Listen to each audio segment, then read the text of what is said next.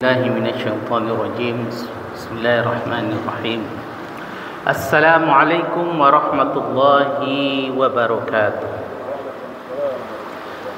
الحمد لله هداني لهذا وما كنا لنهتدي لولا أن هدانا الله أشهد أن لا إله إلا الله وحده لا شريك له وأشهد أن محمدا عبده ورسوله ولا نبي بعد نعوذ بالله من الشيطان الرجيم أحسب الناس أن يتركوا أن يقولوا آمنا وهم لا يفتنون صدق الله العظيم Surat Al-Ankabut ayat 2 yang artinya adalah apakah mereka mengira bahwa mereka akan dikeluarkan hanya dengan mengatakan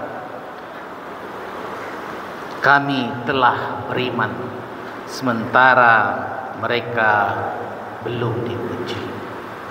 Maha benar Allah dengan segala firman.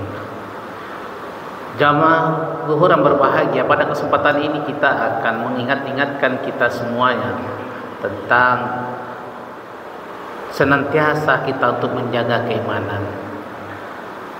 Kenapa ini kita ingatkan kembali, kita perlu untuk terus memperkokoh dan memelihara keimanan yang telah diberikan Allah kepada kita. Karena sejatinya iman yang diberikan Allah kepada hamba-hambanya adalah hamba-hamba yang mau mencari keimanan itu. Dan tentu dengan diberikannya iman itu oleh Allah kepada kita, membuat kita semakin kuat untuk beribadah kepada Allah. Dan juga tentu semakin memperkokoh bahwa eksistensi kita sebagai manusia di atas dunia ini adalah untuk beribadah kepada Allah Subhanahu wa Ta'ala. Jamaah yang berbahagia, kenapa kita mesti perlu untuk memelihara keimanan ini? Karena banyak orang mengatakan sudah merasakan dirinya beriman, yang mengatakan bahwa katanya sudah kuat keimanannya. Tapi di ayat tadi Allah mengatakan itu baru ahasiban nas, manusia hanya banyak mengira-ngira. Seolah-olah dia sudah punya iman yang kuat. Dengan senantiasa dia pergi ke masjid, senantiasa dia menjaga dia mengaji, dia berpuasa. Semua rukun iman sudah dijalankannya misal. Apakah itu kemudian sudah beriman? Maka di Al-Ankabutnya Allah mengingatkan, jangan kita mengira-ngira bahwa kita ini iman kita sudah kuat sementara ujian belum kita terima. Jemaah yang berbahagia, sejatinya dalam kehidupan kita ini tanpa kita sadar kita tidak pernah lepas, kita tidak pernah keluar dari ujian-ujian, cobaan-cobaan.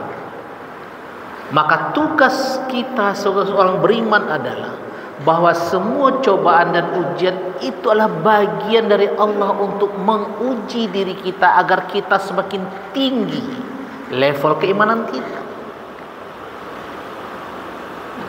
Dengan kondisi dan dinamika kehidupan hari ini yang barangkali kita merasakan dalam perekonomian, harga mulai melambung dengan adanya tarif beban pajak yang dikeluarkan oleh Amerika kepada hampir seluruh dunia, yang sementara kita memang butuh untuk meningkatkan kondisi ekonomi.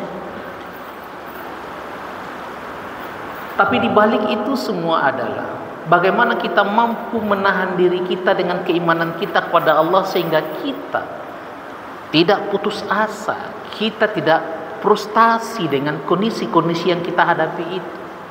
Dan masing-masing kita mempunyai dinamika berbeda dalam ujian keimanan kita.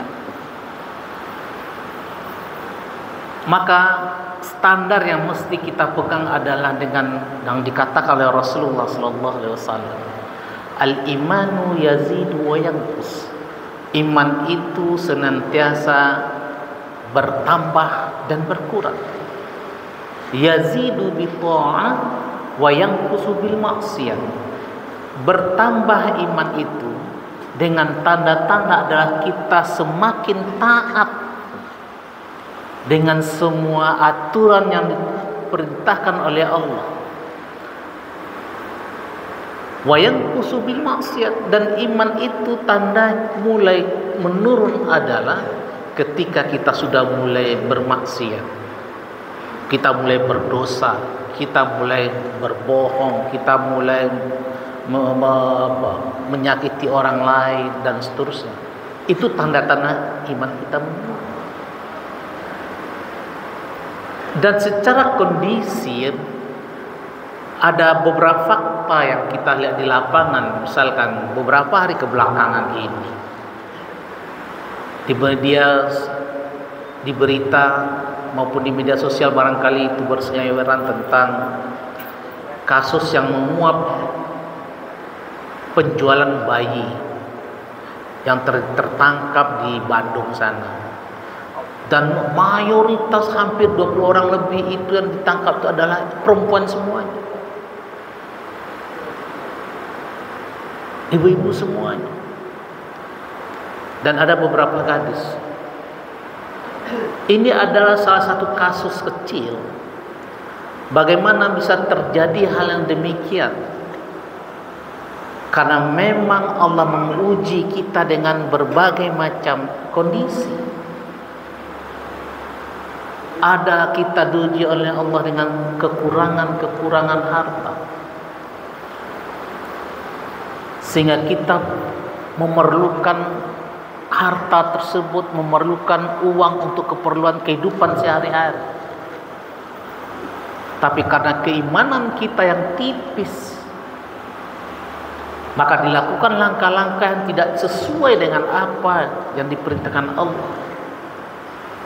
Maka dia lakukan mencuri bayi-bayi yang kemudian dijualnya. Dan sindikat itu tidak hanya di Bandung saja. Maka kita juga perlu waspada supaya orang-orang yang imannya sedang turun tersebut jangan melakukan kejahatan-kejahatan seperti yang terjadi di Bandung itu. Maka kita perlu mengantisipasi. Waspada kita, bagi kita yang punya anak-anak, mempunyai bayi, mempunyai cucu yang masih kecil-kecil. Jangan sampai kita lengah. Ketika kita lengah, pada kesempatan itulah orang-orang yang imannya sedang turun melakukan aksi kejahatan. Oleh sebab itu, jemaah Tuhan berbahagia, maka langkah yang paling penting untuk terus memperkokoh keimanan kita itu adalah dengan sholat. Maka kita mesti yakini bahwa sholat yang kita tegakkan itu adalah bagian titik awal kita untuk berbuat banyak kebaikan, banyak ibadah-ibadah lain. Karena sholat inilah satu-satunya ibadah yang dijemput oleh Allah ke langit. Sementara ibadah-ibadah lain, puasa, zakat, infak dan segala macam, itu semua perintah diturunkan Allah ke bumi. Rasulullah tinggal menunggu saja. Tapi sholat, Rasulullah langsung jemput ibadah sholat ini ke arasnya Allah dalam kisah Isra dan Mi'raj tersebut. Oleh sebab itu, maka kita ajak diri kita dan saudara-saudara kita semuanya untuk menegakkan sholat dalam rangka memelihara dan meningkatkan keimanan kita, sehingga kita bisa menjadi orang-orang yang beruntung, orang-orang yang mampu terhindar dari perkara-perkara kemungkaran, dan buat kita melangkah mudah menuju surganya Allah kelak. Amin ya rabbal alamin. Mohon maaf, nasrul minallah wa fatun qarib wa basyiril mu'minin. Wassalamualaikum warahmatullahi wabarakatuh.